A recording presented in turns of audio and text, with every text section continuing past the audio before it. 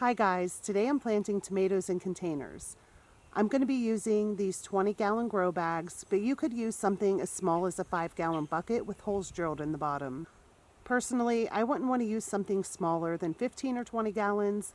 The smaller the container you use, the more watering and fertilizing that you're going to need to do. Also, using a smaller container will limit the size of your plant and the production that you will get from the plant, especially if you are growing large indeterminate tomato plants. You want to start with a nice, loose, well-draining potting mix.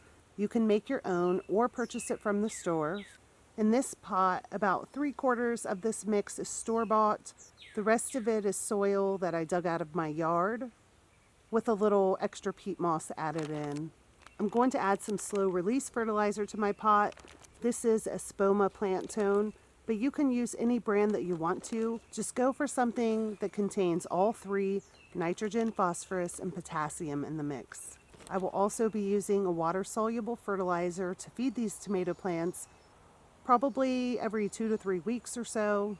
For tomatoes that are planted directly in the ground, I fertilize those way less often, maybe a couple of times during the entire growing season. Nutrients in containers wash away much quicker than nutrients in my clay garden soil. I'm making my planting hole. This tomato plant is a little root bound, so I'm going to loosen this up a bit.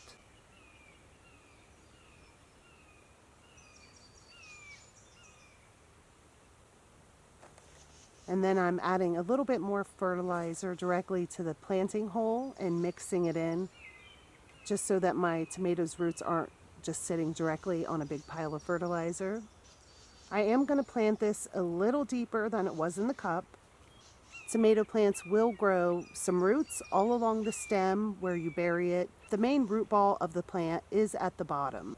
I want the benefit of those extra roots that grow along the stem, but I also want the main root ball to be able to grow deep into this bag and have plenty of room to do so.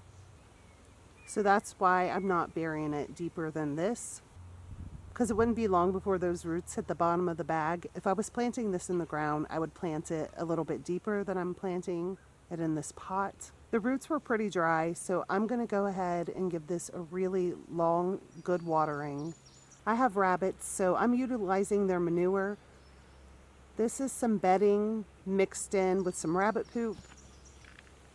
Unlike most manures, rabbit manure can be used fresh and it won't burn the plants. Most people don't have rabbits and rabbit manure, and that is perfectly fine. You don't need it. I have it, so I'm going to use it.